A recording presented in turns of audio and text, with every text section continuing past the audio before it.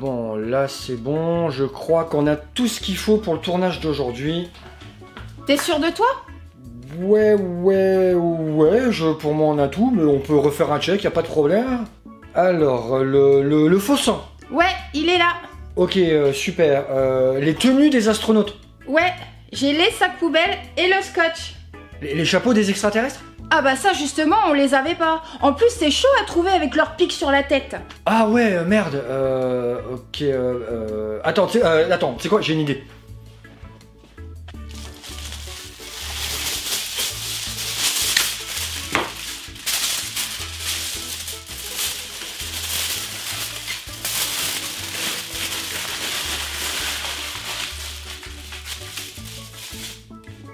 Alors? C'est parfait.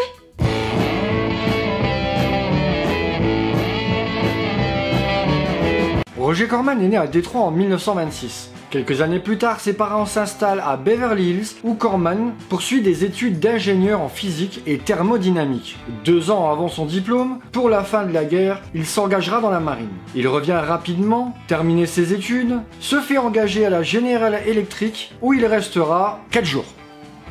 Ouais, tu sens que ça lui a vite cassé les... Son attirance pour le cinéma est telle qu'il préfère tout laisser tomber. Il se fait embaucher comme garçon de course à la Fox, et en seulement 1 an, il devient lecteur de scénario. Manquant de référence, il prendra tout de même des cours de littérature à Oxford, passera quelques mois à Paris, au début des années 50, et reviendra en Californie où il se mettra à travailler pour des agences littéraires. Voyant l'extrême médiocrité des scénarios qu'il a entre les mains, il décide d'en écrire un. La vente du scénario à Hollywood Artists lui rapporte $2000, grâce auquel il produit son premier film, Monster from the Ocean Floor. Il obtiendra même gratuitement un sous-marin pour le film, en téléphonant à l'Aerojet General, qui était une société qui fabriquait des petits sous-marins monoplaces, en leur expliquant que l'impact publicitaire de son film serait énorme.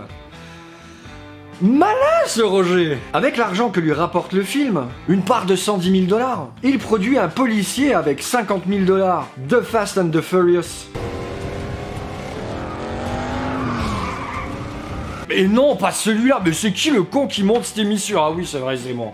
Avec Dorothy Malone. Plutôt que de céder la distribution à des compagnies connues, il choisit d'en faire profiter 2 amis, James H. Nicholson et Samuel Z. Arkoff, qui seront partants dans l'aventure, donc l'AIP, l'American International Picture, est fondée. Corman va enfin pouvoir réaliser ce qu'il veut et comme il veut. Ces 3 hommes vont réinventer le film d'exploitation en choisissant comme cible le public adolescent. On va passer sur le reste des magouilles cormaniennes pour se focaliser sur ses films en tant que réalisateur. D'abord en 1955, ce seront 2 westerns, Five Guns West et Apache Woman. Ce dernier est intéressant parce que Corman y traite ses sujets favoris, les marginaux et les rejetés. Avant de faire pour AIP son premier film fantastique, il réalisera pour une compagnie de la Nouvelle-Orléans Swam Woman, un film tout pourri. Ah bah si, hein. Bah rien que dans les combats dans l'eau, on voit clairement les bords de la piscine. D'ailleurs, ça me rappelle un autre film que j'adore, mon nanar préféré, Le Lac des Morts Vivants. Toujours en 1955, il réalise The Day the World Ended, où, après une guerre atomique, les derniers survivants s'entretuent pour une femme et sont massacrés par une bête à 3 têtes. Qu'est-ce qu'on ferait pas pour une femme? Fin 55 et début 56, Corman tourne ses 2 derniers westerns. Trouvant le genre épuisé, il préféra se consacrer entre autres au fantastique. Le second, The Gunslinger, est un film plutôt réussi et sera tourné en 6 jours. Ce qui est beaucoup pour un film de Corman, parce qu'il faut comprendre que ces films à lui, en général, ils sont tournés en 2 jours. 2 jours pour un film d'1h30. Alors parce que moi, en 2 jours, maximum, j'ai un court-métrage de 5 minutes, hein. Putain, je dois vraiment être une merde. Non, surtout, tu dis rien. Enfin, toujours en 1956, c'est le tournage de It Conquer the World. Un sujet génial, des Vénusiens viennent sur Terre pour nettoyer les âmes humaines de toute bêtise, une mission d'intellectualisation comme ils le disent. Malgré les moyens rudimentaires et des extraterrestres assez ridicules, Corman réussit à placer des scènes très efficaces, à garder un rythme intéressant, et on va pas se le cacher, ça fait souvent défaut dans les séries Z. Notons que Peter Graves tient le rôle principal. Et Peter Graves, c'est ça!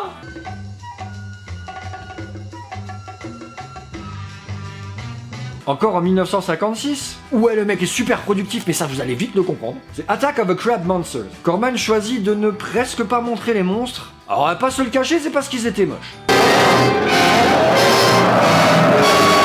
Le film est très intéressant pour son rythme extrêmement vif et une efficace idée de terminer chaque scène par une attente, créant ainsi artificiellement un climat très stressant. Chose rare dans les films à l'époque. Suivra l'un des plus grands films de Corman, Not of This Earth, où un extraterrestre à l'aspect humain, oui il est un peu kitsch, vient vider les terriens de leur sang. Le film est particulièrement réussi, sans temps mort, efficace, plein d'humour noir. On est toujours en 1956 et Corman réalise un film étrange, The Undead, où une prostituée est envoyée dans un Moyen-Âge à la Christensen, peuplé de diables, sorcières et autres joyeusetés. Corman découvre dans cet excellent film que la brume artificielle permet d'éviter l'utilisation de décors coûteux. Le film est plein de plans et de cadrages très originaux. Toujours la même année, ouais vraiment, le mec est productif à crever. Suivront Rock All Night avec les Platters et She Gods of Shark Reef.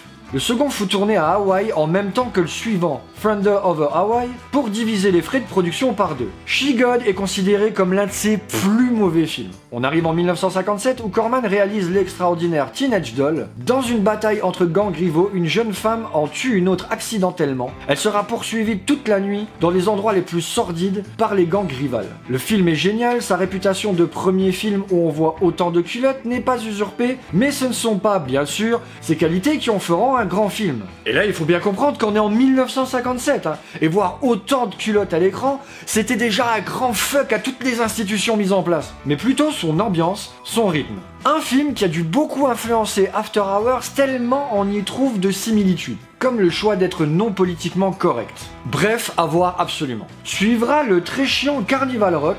Non, c'est vraiment très mauvais. Puis le moyen Sorority Girl, dans lequel Corman avouera avoir appris quand utiliser un gros plan. C'est quand l'actrice principale Suzanne Cabot, épuisée et incapable de refaire des scènes quand Corman lui demande de recommencer pour pouvoir faire de gros plans, qu'il retiendra la leçon. Il faut toujours commencer par les gros plans parce que si la performance est moins bonne sur les plans larges, en reculant la caméra, ça se verra moins. Corman continue la même année avec War of the Satellites, histoire classique d'extraterrestres qui voudraient qu'on arrête de jouer avec nos satellites et nos fusées. Pas gentil les humains, pas gentil. Le film suivant, The Saga of the Viking Woman and Their Voyage to the Waters of the Great Sea Serpent, ça c'est un titre, est un colossal navet. Dans l'aveu même de Corman, qui ne comprend toujours pas comment ils ont pu se lancer là-dedans avec seulement 110 000 $ et 10 jours de tournage. Ils croyaient pouvoir tourner l'histoire de femmes vikings qui prennent un drakkar pour retrouver leur mari disparu, tout ça avec un serpent de mer, des tempêtes et un tourbillon géant.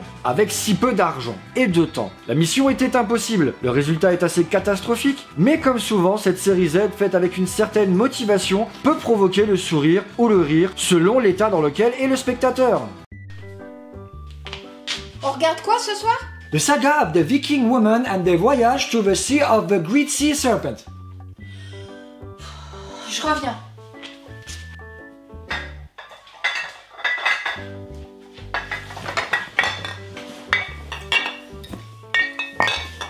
Vas-y, c'est bon, je suis prête. Cela dit, il n'y a aucun doute, c'est un colossal navet. On a ici une volonté de faire le maximum, le mieux possible, c'est une des constantes de l'œuvre de Corman. Peu de moyens, mais une envie de faire des choses vite et bien. Un précepte qu'il essayera, et qu'il essayera toujours, d'inculquer au réalisateur qu'il produit. Du coup, Corman en a marre de tourner avec peu de moyens, des films qui en nécessitent beaucoup. En plus, parfait, la mode revient au film de gangster. Donc il n'hésite pas une seule seconde et commence le tournage d'un de ses plus grands films, un joyeux de la série B, Machine Gun Kelly.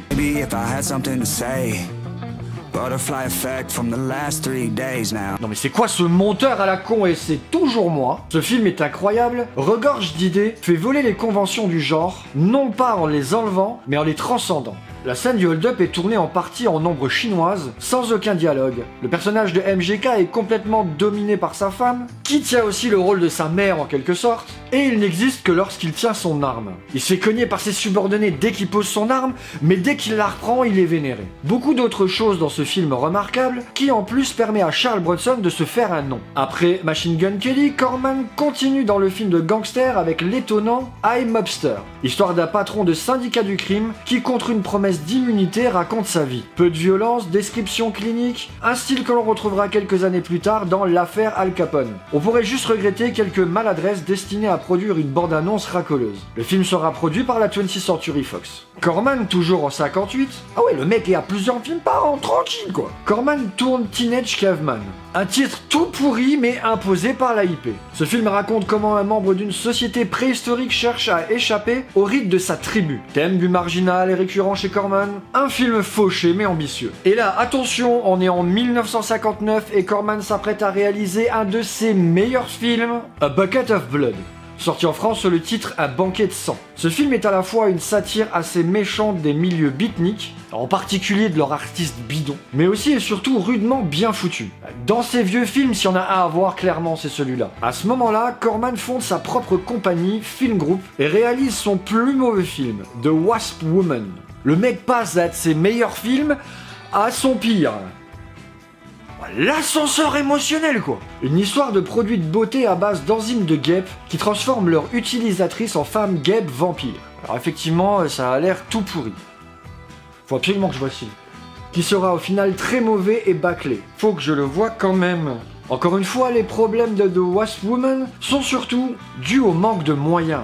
Le déguisement de la femme guêpe est au sommet du ridicule. Mais les ados réclament des effets, même sommaires, alors Corman cède à la loi du marché. Enfin, on arrive en 1960, et là, mais alors là, c'est le fameux The Little Shop of Horrors, tourné en 2 jours et 1 nuit. Avec 2 caméras, ça aide pour aller plus vite. Il n'est pas exempt de défauts, loin de là, mais reste une de ses réalisations les plus intéressantes et les plus typiques de ce réalisateur hors du commun. Un concentré de Corman en quelque sorte. Le film sera un tel succès qu'il est encore considéré aujourd'hui comme l'un des plus grands classiques du cinéma. Remakes et autres adaptations sont légion. Il ne reste donc 2 films avant la fameuse période Poe. Le premier est The Last Woman on Earth, qui raconte l'histoire des 3 derniers survivants d'une apocalypse nucléaire, une femme et 2 hommes. Malgré les interminables bavardages, le film se laisse voir. Surtout les scènes finales extrêmement morbides et nécrophiles. Ça donne envie, hein? Notons à propos de ce film que pour éviter d'avoir à construire une ville en ruine avec plein de cadavres, Corman fait dire à un de ses héros qu'il ne supporte pas la vue des cadavres. Et du coup, on n'ira pas en ville, donc ça fait plein de sous économisés tout ça. Toujours en 1960, c'est la réalisation de Creature from the Outer Sea, un film apparemment perdu. Rajoutons une petite anecdote qui donne une bonne idée de l'ambiance sur un tournage de Corman. Pour ce film donc, décidé à la dernière minute, Corman avait réussi à convaincre Charles Griffith de lui écrire un scénario pour 500 $. Ce dernier se venge en créant pour le rôle de Corman, à des rôles principaux, des scènes particulièrement délicates où son personnage devait passer du rire aux larmes sans arrêt, de l'hystérie au calme, etc. Une performance à la limite du possible. Corman ne se démonte pas et offre le rôle en question à son perchman, qui venait d'arriver, à ses frais bien sûr, à Porto Rico pour remplacer le technicien portoricain qui ne parlait pas un mot d'anglais et qui faisait perdre du temps à tout le monde. Ambiance de dingue! Même si Corman a fondé sa propre compagnie, il continue à travailler pour l'AIP. Il leur propose l'adaptation de La chute de la maison Usher, et ces derniers regrettent que le film n'ait pas de monstre. Alors Corman leur démontre que dans leur adaptation, c'est la maison le monstre. Et du coup, ils acceptent. Pour l'adaptation de Poe, Corman s'est attaché au service de Richard Matheson, avec qui il choisit une adaptation basée sur les interprétations freudiennes de Poe, en donnant beaucoup d'importance aux relations avec les parents. Pour les fidèles d'Edgar Poe, Corman et Matheson ont souvent rappelé que Poe leur avait donné la première et la dernière bobine de chacun des films du cycle, le reste étant assez loin de Poe. Pour House of Usher, donc, Corman y utilise beaucoup de choses comme des caméras subjectives ou encore les inserts dont il se sert pour passer d'un acte à un autre. D'autres détails ont beaucoup d'importance. L'état mental de Madeleine est souligné par la couleur de sa robe, blanche, puis rouge, puis bleue pour sa libération. Dernière chose assez importante, l'utilisation de la grue pour filmer ses acteurs de haut pour les écraser du poids de la maison. Entièrement filmé en studio, pour accentuer l'effet irréaliste. Ce film est plutôt remarquable, même s'il n'est pas exempt de défauts, en particulier la musique parfois trop présente de Les Baxter. À ce moment-là, Corman laisse tomber pour quelques mois son cycle Poe et attaque son premier film de guerre, le légendaire Ski Troop Attack, en 1960. Pas beaucoup d'argent, difficulté de trouver des acteurs pas chers pour tourner dans les montagnes du Dakota du Sud, Corman ne se démonte pas et embauche 2 écoles de ski rivales. Cette rivalité, il la tisse pendant le tournage histoire de rendre les combats plus réalistes. Il se raconte même qu'après le coupé du réal, les deux bandes rivales continuaient allègrement à se foutre sur la tronche. Petit problème pour Corman, dès le début du tournage, un acteur jouant un personnage important d'une des deux écoles se casse la jambe. Personne sous la main pour le remplacer, Corman choisit de jouer lui-même. Seul problème, il ne sait absolument pas skier et ne parle pas un mot d'allemand, alors qu'il est censé donner plusieurs ordres dans cette langue. Le résultat sera à la hauteur des problèmes rencontrés pendant le tournage, épuisant. Toujours avant de reprendre le cycle Poe, il choisit de tourner son premier péplum, Atlas. Rien que ça. Un coproducteur grec amène l'argent nécessaire pour le premier tournage vraiment coûteux de Corman. Malheureusement, le grec en question fait faillite quelques jours avant le tournage. Corman ne se démonte jamais, il est en Grèce, il y a des ruines, donc des décors. Il a une équipe de techniciens, donc des figurants en puissance. Malgré ça, les scènes de bataille arrivent rarement à dépasser les 30 figurants. Comment justifier tout ça ? Simple en fait. Voici un petit extrait de dialogue entre Atlas et Praximédès. Pourquoi votre pays semble-t-il en ruine? Mais car nous avons constamment connu la guerre depuis 600 ans et nous n'avons pas eu le temps de reconstruire. Corman, le roi de l'entourloupe. Ou alors Praximédès expliquant le peu d'hommes engagés dans des batailles. Mes tactiques prévoient qu'un petit groupe d'hommes bien entraînés et très mobiles peut vaincre une grande armée. Bravo. Chapeau bas. Mais revenons en même temps que Corman au cycle Poe avec le curieux La Chambre des Tortures. Un film réussi visuellement, mais avec un scénario comportant énormément de trous. Ce qui n'est pas vraiment grave, même s'il faut attendre une bonne heure avant de voir Barbara Steele. Sa présence rachèterait toutes les erreurs. Sans compter la performance incroyable de Vincent Price, qui n'a jamais autant cuiné que dans ce film. Des images qui marquent aussi, avec des cadrages de personnages souvent amorcés par des flammes, ou encore la longue descente de Price dans Les Oubliettes, qui est un très grand moment de cinéma. Les deux adaptations de Poe ont fait gagner beaucoup d'argent à Corman, donc il décide de remettre sur le tapis un sujet auquel il tenait beaucoup. Une adaptation de The Intruder, roman dont le sujet est l'intégration raciale. Mais on est en 1962 et le sujet est brûlant, donc personne ne veut produire le film. Alors Corman et son frère engloutissent tous leurs bénéfices dans ce film. Histoire de rendre les choses encore moins faciles, Corman décide de tourner dans les petites villes du sud tous les extérieurs. Il est rapidement menacé par des pseudo-KKK et est obligé de quitter la ville en question. Il y reviendra pour quelques raccords sous la protection des autorités. Le film ne sera distribué qu'avec parcimonie et ne connaîtra aucun succès. Et en passant, le rôle de l'ultra-réactionnaire Adam Kramer est tenu par nul autre que William Captain Kirk Schaffner. Pour se faire un peu de monnaie, Corman reprend le cycle Poe avec l'adaptation d'une courte nouvelle racontant les souffrances d'un enterré vivant. Plutôt que de s'en tenir à ce qui aurait pu être le huis clos le plus terrifiant de l'histoire du cinéma, Corman enrobe le tout d'une vague histoire d'héritage. Le film traîne en longueur et le scénario est rapidement décodé, mais a quand même quelques plans très efficaces. Avant de reprendre le cycle Poe, il faut rappeler que Corman est aussi producteur et justement, il vient de racheter une dizaine de films SF soviétiques de manière à pouvoir réutiliser les effets spéciaux. Parce que oui, ça coûtera toujours moins cher que de les refaire soi-même. Pour travailler sur le découpage et la récup de ces films, il demande à l'université de UCLA de débaucher quelques élèves monteurs. Et l'un d'entre eux s'appelle Francis Ford Coppola. Toujours la même année, c'est le tournage de L'Empire de la Terreur. Film à sketch dans lequel on retrouve Peter Lorre, Vincent Price, Debra Paget et Basil Rathbone. Les sketchs sont inégaux. Le premier, Morella, est intéressant parce que la terreur est induite quasi uniquement par des mouvements de caméra plutôt sophistiqués. Le peu d'effets spéciaux étant limite catastrophique. On prendra aussi un grand plaisir à retrouver Peter Lorre qui cabotine si bien dans son second sketch Le Chat Noir où il verra sa tête arrachée et donnée en pâture à l'animal. C'est toujours amusant de retrouver tous ces gros calibres de la SF, mais comme dans tous les films à sketch, l'ensemble finira par être assez incohérent. À ce moment-là, toujours en 62, Edward Small, un producteur indépendant, propose à Corman de tourner un remake de La Tour de Londres, de Rowland V. Lee. Corman accepte en choisissant d'en faire une satire plutôt que de se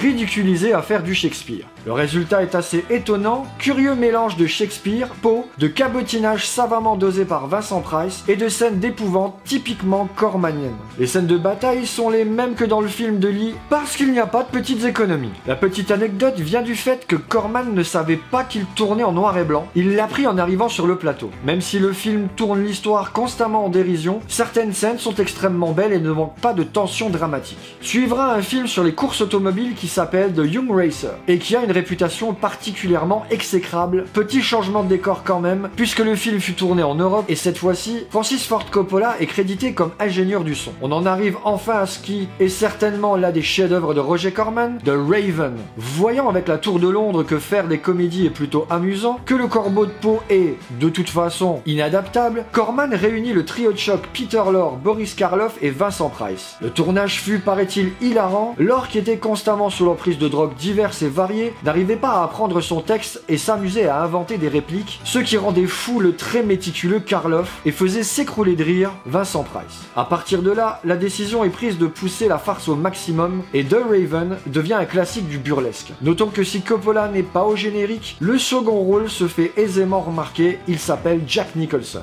Alors que le tournage du Corbeau se termine avec quelques jours d'avance, Corman se prépare à en profiter pour jouer au tennis, mais malheureusement, la pluie rend le terrain impraticable. Ayant décor et acteurs sous la main, Corman décide de tourner un film de terror pour lequel il appellera Leo Gordon pour que celui-ci lui écrive quelques scènes, mais il n'y a aucun lien entre elles et pas de scénario.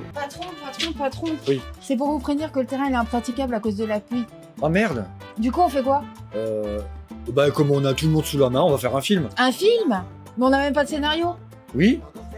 Et alors on tourne en improvisant, modifiant la scène suivante selon ce qu'avaient improvisé les acteurs. Le résultat est plutôt amusant mais franchement mauvais. L'intérêt de ce film est que plusieurs des collaborateurs de Corman ont pu s'entraîner à réaliser, notamment Francis Ford Coppola, mais aussi Jack Nicholson. On est toujours en 1963, Corman tourne à toute vitesse et continue à alterner les films du cycle Poe avec d'autres réalisations qui n'en sont pas moins intéressantes. L'une d'elles fut tournée juste après The Terror. Il s'agit de L'horrible cas du Dr X. Rien à voir avec le film de Michael Curtiz ou sa suite. Ici, il s'agit du docteur Xavier et de son assistante Miss Fairfax qui mettent au point un sérum donnant la possibilité d'avoir une vision type rayon X. C'est donc bien pratique d'y voir à travers le corps humain et presque tous les métaux, sauf que ça fait rapidement mal à la tête et qu'on aimerait bien que ça s'arrête. Et que ça fait des jaloux en plus. Bref, le film fourmille de péripéties et se termine sur une scène magnifique. La photo est carrément superbe, la réalisation soignée et inventive. Serait-on en présence d'un chef-d'œuvre ?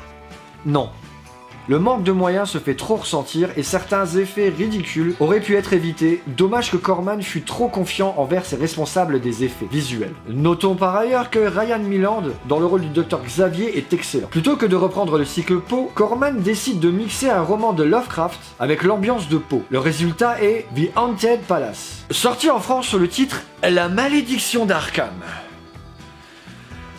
On a toujours été tellement fort pour changer les titres des films, qui sera tout de même une des plus belles réussites de Corman. Le scénario de Beaumont laissant la place à une double interprétation, possession ou schizophrénie. Par ailleurs, Corman est certainement le premier et le dernier réalisateur à avoir su rendre presque palpable l'horreur que représentent les dieux anciens chers à Lovecraft. Ce qui n'est pas chose facile. Le casting y est aussi pour beaucoup, Vincent Price, Debra Paget, Elisha Cook, Lon Chaney Jr. Et si vous ne voyez plus depuis 2 ou 3 films Francis Ford Coppola au générique, c'est tout simplement parce que pendant qu'il était en Europe sur le tournage de The Young Racer, Corman lui a tout simplement offert sa première véritable réalisation avec le film Dementia 13. On approche de la fin de l'année et Corman décide de faire un film de guerre, The Secret Invasion. Le grand Nick Fury.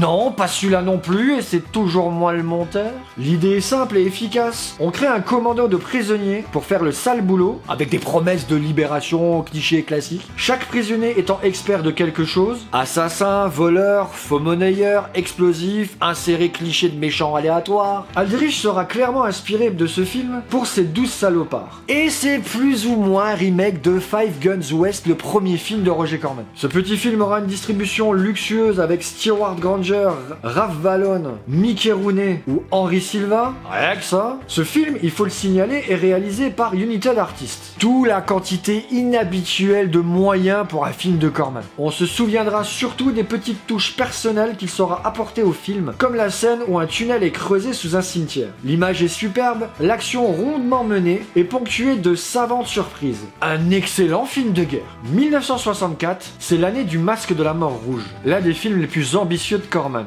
De nombreux changements avaient eu lieu dans sa façon de tourner. Déjà, il avait choisi de tourner en Europe, pour l'argent bien sûr, mais aussi pour l'ambiance. Le film se situant dans l'Italie du XIIe siècle. Il se fait donc envoyer des États-Unis le scénario de Charles Beaumont, adapté d'Edgar Poe. Corman est atterré par la médiocrité du travail de Beaumont et décide donc avec son ami Bob Campbell de le réécrire. Sitôt dit, sitôt fait, Corman et Campbell décident de tout baser sur la lutte du bien et du mal, mais le résultat ressemble plus à un mélange de plusieurs petites histoires qu'à un réel scénario. Alors les deux auteurs choisissent de compliquer les personnages, de rendre leur psychologie plus complexe, moins claire. Le bien et le mal s'affrontent toujours, mais plus qu'entre les protagonistes, ils s'affrontent aussi à l'intérieur de ces derniers. Le jeu sur les apparences est carrément génial, et les personnages les plus doux s'avèrent être les tueurs les plus froids, et les personnages les plus durs s'avèrent bien souvent être les plus faibles. Toute cette ambiguïté domine le film, rien n'est vraiment clair, et les valeurs ne sont jamais vraiment établies. Le Masque de la Mort Rouge est un film magnifique, souffrant de quelques petites erreurs tout à fait pardonnables, rattrapées par les convictions que mettent Vincent Price ou Hazel Court à donner vie à leur personnage. Corman va enchaîner avec Tomb of Ligeia, un de ses plus beaux films, puis il voulait poursuivre avec Le Scarabée d'Or, mais la mort de Peter Lorre fit capoter le projet. Donc nous sommes fin 1964, Corman termine Tomb of Ligeia. Ce film est certainement le plus proche, le plus respectueux, diront les fans de Poe, de l'univers du poète. Corman change radicalement de méthode, finit les brumes pour masquer les décors de studio, finit les séquences un peu grand guignol. Tomb of Ligeia est un de ces films où il s'investit le plus en tant qu'artiste. Deux composantes sur laquelle Corman avait toujours un peu dérapé, ils sont développés. L'illustration d'un monde réel, et non seulement subconscient, et surtout le thème de l'amour perdu, véritable ossature du film. Ce film, le dernier du cycle Poe, est certainement le meilleur. Les extérieurs beaucoup plus nombreux sont superbes, Vincent Price et Hazel Court s'investissent complètement dans leur rôle, la mise en scène sobre et particulièrement soignée. 1965 sera une année quasi sabbatique pour Corman, qui ne tournera aucun film et en produira seulement deux. Le deuxième justement dont le titre est Queen of Blood, un film construit autour des séquences d'effets spéciaux des films soviétiques, parce que oui, ça coûte toujours moins cher que de le faire soi-même. Qui verra apparaître un jeune acteur du nom de Dennis Hooper. C'est en 1966 que la véritable carrière de découvreur de talent de Corman commence. Bien sûr, il a déjà placé sur les rails Jack Nicholson ou Francis Ford Coppola, mais en regardant la distribution de The Wild Angel, on est attiré par le nombre de noms connus. La mode est aux Hells Angels, Corman se lance tête baissée dans le sujet. The Wild Angel raconte l'histoire d'une amitié entre le leader d'un groupe des Hells et un des membres du groupe. Le film est très moyen, mal photographié, le montage est plus qu'hasardeux et la musique est assez pénible. Corman joue sur tout ce qui fait la légende des Hells, baston entre gangs, emblème nazi, viol dans une église, orgie, tous les actes des Hells semblent être là pour faire de la bande-annonce. Ce qui n'est pas loin d'être vrai, mais en une phrase, à la fin du film, Corman justifie ses outrances, faisant alors ressortir les raisons de tant de violence. Reste que le film n'est pas terrible, bien décevant après le dernier Poe. On y retrouve Peter Fonda, Bruce Dern et Nancy Sinatra, qui a la réputation d'être une des plus mauvaises actrices du monde.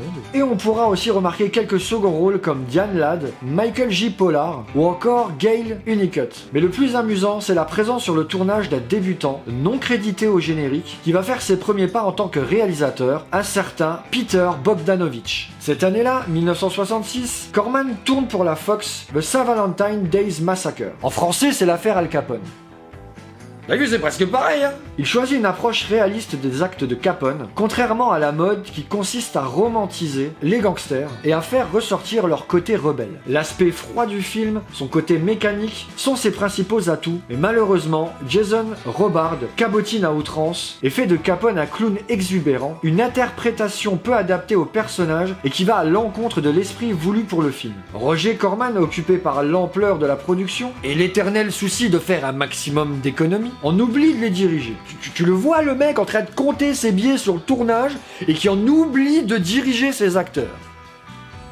Oh la vache! Corman réussira à faire économiser plus de 400 000 $ à la Fox. Ah oui, effectivement, il peut compter sur le plateau là, ouais. Comme on l'a vu, Corman avait donné sa chance à Peter Bogdanovich et il va aller plus loin en produisant son tout premier film, Target, et celui-ci sortira en 1968. Et non seulement il le produit, mais Corman donne à Peter Bogdanovich la possibilité de tourner avec Karloff, même si ce dernier est très malade, mais qui acceptera après avoir vu que le sujet lui permettrait de revenir sur sa carrière de spécialiste du film d'épouvante, et ce sera son dernier film. Mais ne nous emballons pas, parce qu'en 1967, il y aura encore un autre film réalisé par Corman. Donc cette année-là, Jack Nicholson se pointe chez Roger Corman et lui propose un scénario, The Trip, qui sautera sur l'occasion pour décider de le réaliser. Il convainc les producteurs de faire l'un de ses premiers films à gros budget sur le LSD.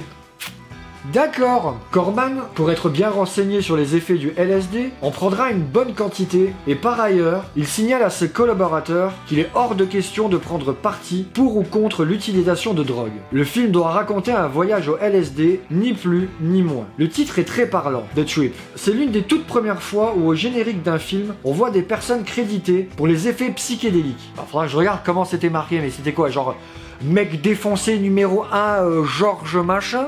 La distribution est quasi royale, puisqu'on y retrouvera Peter Fonda, Susan Strasberg, Bruce Dern, Dennis Hooper, et l'équipe de tournage dans son propre rôle, dont Peter Bogdanovich à la caméra. Le sujet est simple, on assiste au délire de Peter Fonda, à ses visions, à son voyage sous l'effet du LSD. Simple, efficace. Alors, pour le prochain film, on va parler de LSD. Ok, cool. Et vous allez devoir en prendre.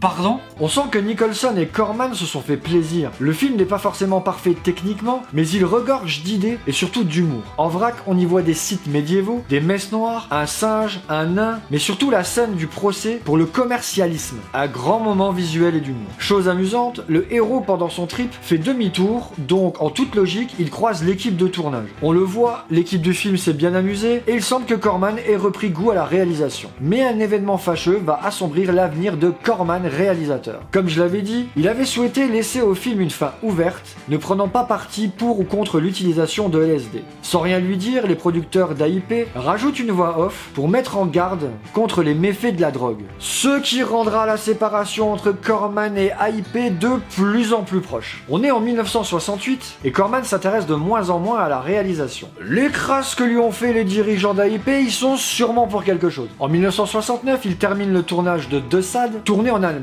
Le film sera commencé par Michael Reeves, qui décédera pendant le tournage, et ce sera Richard Rush qui reprendra la mise en scène à son compte, mais il ne s'entend pas avec Huston, qui était producteur sur le film, ni avec les acteurs, dont Huston faisait partie, et sera remplacé par Cyril Racker-Enfield, qui à son tour est remplacé par Gordon Hessler. Oh, 4 réals pour un film, ça va quoi. Et enfin, ce dernier se verra remplacé par Corman, qui vient essayer de sauver la baraque. Ah oui, non, pas 4, 5 réals. Oh le bordel! Ces derniers ne seront même pas crédités au générique. Pas de bol. La même année, Corman participe au tournage d'un téléfilm, How to Make It, vague polar d'espionnage. Une version cinéma sera remontée par Gene Corman, son propre frère, qui croit bon d'y ajouter des scènes de nu avec Charlotte Rampling. Roger Corman, dégoûté, demandera à ce que son nom soit retiré du générique. Il y sera quand même crédité sous le nom de Henry Neal. Et je n'ai aucune idée de pourquoi. Nous arrivons en 1970, la dernière grande année de Corman en tant que réalisateur. Il commence avec l'adaptation de l'histoire de Ma Barker, Bloody Mama. C'est l'histoire d'une famille de gangsters dégénérés, une mère ultra abusive et ses 4 fils. Corman filme à froid, ne prend parti pour personne, exclut tout romantisme, ne fait aucune concession, donc viol, meurtre, drogue, assist, meurtre.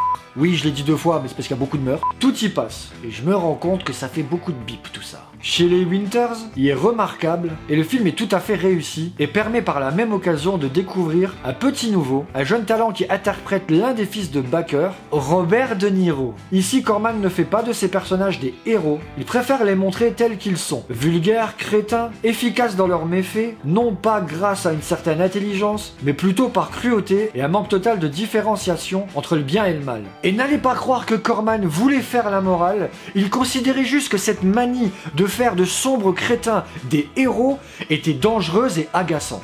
1970, c'est aussi l'année de Gas. Un gaz expérimental s'échappe dans l'atmosphère à cause d'une erreur militaire. Toutes les personnes âgées de plus de 25 ans voient leur vieillissement accéléré. Corman voulait faire une comédie post-apocalyptique, un monde où on ne développerait que les contre-cultures. On y verra donc Dieu discutant du nouveau monde avec Jésus, le Texas devenant un état policier, une équipe de football fasciste, des hippies partout, et un camion militaire d'où descendent John Kennedy, Che Guevara, Martin Luther King et Edgar Poe avec un corbeau sur l'épaule. devait aussi y avoir du LSD sur ce tournage-là. Gas a été malheureusement charcuté par l'AIP. Une grande partie du film a été remontée. Les scènes avec Dieu en particulier. Comme ces dernières étaient les préférées de Corman, il décide de couper les ponts avec ses producteurs favoris. Le film sera un très gros échec public et critique. Seuls quelques analystes ne s'y sont pas trompés. Léonard Maltin, par exemple, gratifie le film d'un mérité 3 étoiles pour son côté dément et hilarant. Alors imaginez si l'AIP avait décidé de laisser sortir le film tel quel.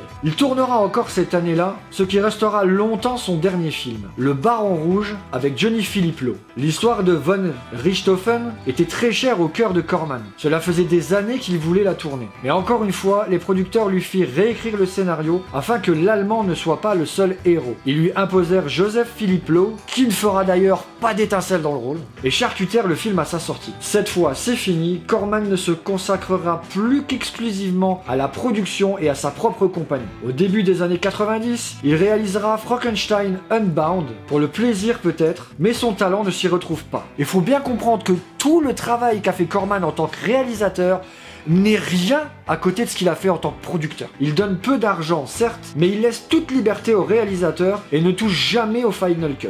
Dans sa longue carrière de producteur, il découvrira ou aidera les talents suivants: Jonathan Demme, Martin Scorsese, Lewis Tegg, Sylvester Stallone, John Landis, Joe Dante, Ron Howard et encore bien d'autres. Sachez que Corman est aussi l'un des plus grands distributeurs de films étrangers aux États-Unis. Il permettra entre autres la sortie de L'Histoire d'Adèle H de Truffaut, Lumière de Jeanne Moreau, Rage de David Cronenberg, oui parce que le film est canadien, Dersu Uzala de Kurosawa, Amarcord de Fellini et des centaines d'autres. Il continue aujourd'hui à produire des dizaines de films par an. Roger Corman est une figure emblématique du cinéma d'exploitation et de la culture populaire. Sa carrière couvre plus de 6 décennies. Il a laissé une empreinte indélébile sur l'industrie cinématographique américaine et je trouve triste que pour la majorité des gens, il soit un total inconnu, alors que sans lui, certains des plus grands réals et acteurs du monde n'auraient peut-être jamais pu briller. Corman aura dédié sa vie au cinéma et lui aura donné tout son amour. Il ne tient qu'à nous de faire en sorte que son nom ne soit jamais oublié, parce qu'on lui doit bien ça. Si vous êtes encore là, tapez Roger dans les commentaires.